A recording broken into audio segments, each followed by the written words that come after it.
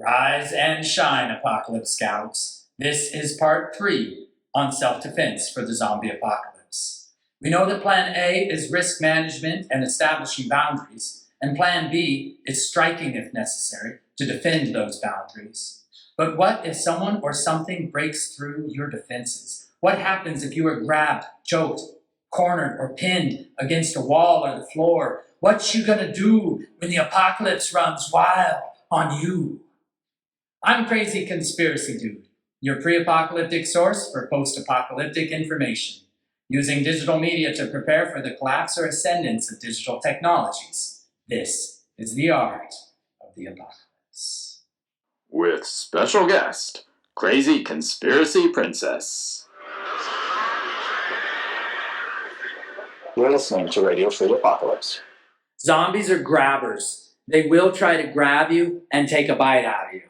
And since wrestling a zombie makes about as much sense as eating a sandwich made of soup, striking a zombie's vital areas remains your best plan B. But remember, striking distance is a two-way street. If a zombie is within your striking distance, you are within that zombie's grabbing distance. So during a zombie outbreak or in any high-risk zone, social distance is better than striking distance. Not only will 2 meters help protect you from the airborne spread of viruses, it will also keep you out of anyone or anything else's reach. Still, the only thing predictable about the zombie apocalypse is its unpredictability. So Plan C is all about grappling. How do you grapple with the zombie? Very carefully.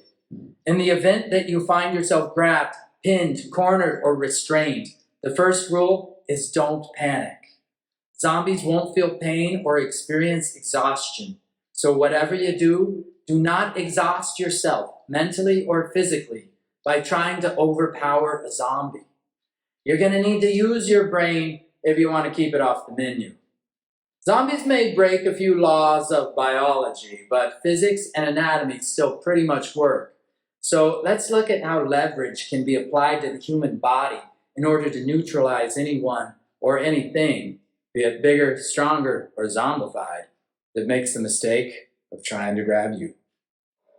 What do? You're in a building, zombies coming at you, sort of thriller style, just like this, zombies kind of coming at you. What do? What are you going to do? Yeah. You're going to run away because it's a zombie and it's moving pretty slow and you're fast. Why would you fight a zombie? That would be stupid. Okay. But let's say that you're sort of in a corner, kind of backed into a corner, and you're running out of options here. Okay, so zombies coming in thriller style, what are you going to do? One thing you can do is control the wrist on the same side, reach across the body, grabbing underneath the tricep, and drag that zombie past you at a 45-degree angle as you propel yourself by.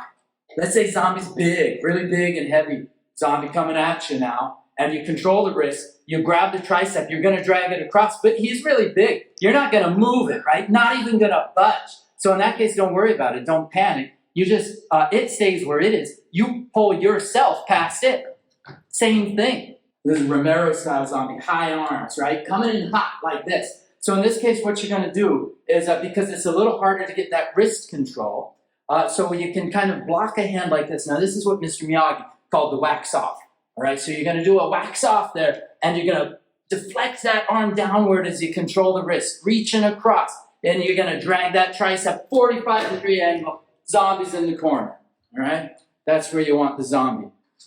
Nobody puts baby in the corner. From the zombie perspective, I can't even process what just happened. Let's say after this train goes by,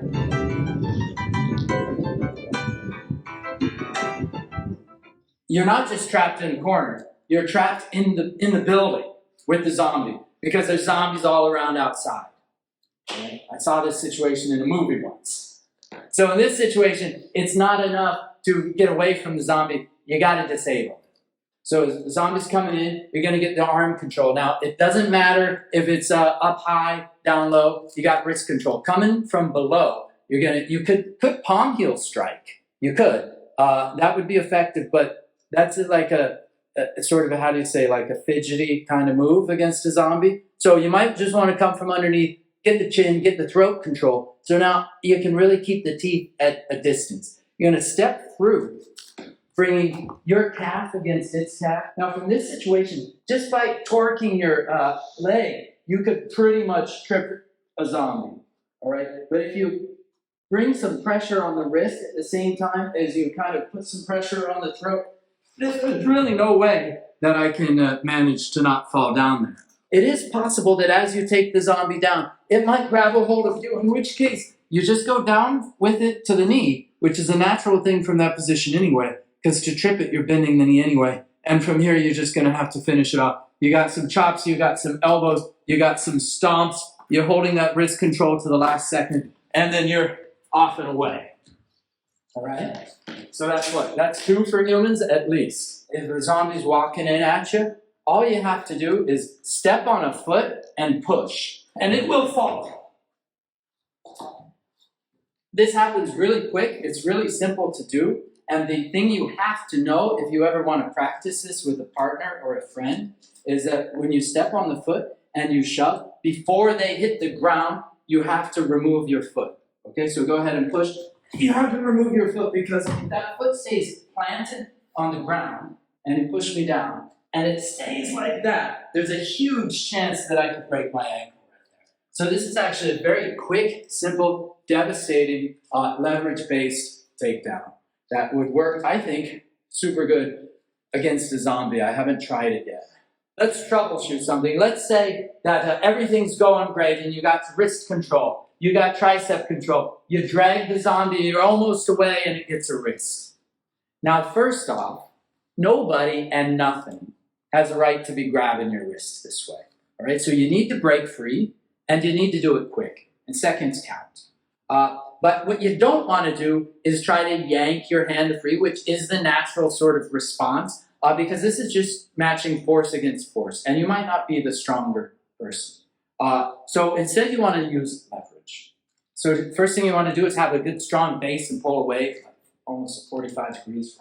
Yeah, and with a strong base like that, but still, you don't want to yank, you don't want to pull. Instead of trying to yank it free, think of your wrist as a fulcrum for a lever.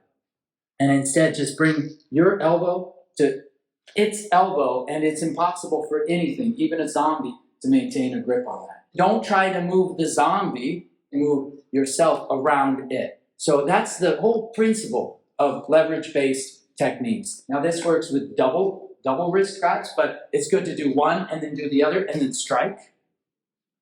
And it works even with a 2-on-1 sort of wrist grab, where maybe both hands is maybe trying to drag you. So again, you establish a strong base, and again, you're just going to bring your elbow right in the center. There may come a point where you can't quite overpower 2 hands, and in that case, you can use the second hand for a little assistance, just like that. Very important point, though, is that you don't try to yank free. Because with 2 hands, if you're really trying to yank free and you finally yank free, you might just smack yourself in the face. All right? And you don't want to be smacking yourself in the face. You want to be smacking the zombie, but not in the face. Don't hit a zombie in the face and say, crazy conspiracy dude told me, smack a zombie in the face. I didn't say it. I said, don't do that, actually. Remember the principles? You're going to use, the wrists are the fulcrum. You're going to push your elbow into a better position. Use the second hand for leverage if you have to, and strike. If you're striking at something, it's kind of a natural flinch response and instinct that a zombie may very well have. So this could happen. This is also a very common display of aggression or sort of power sort of hold. So in this case, you bring one fist to your shoulder and punch it downward. And with the other, you punch downward and then you strike.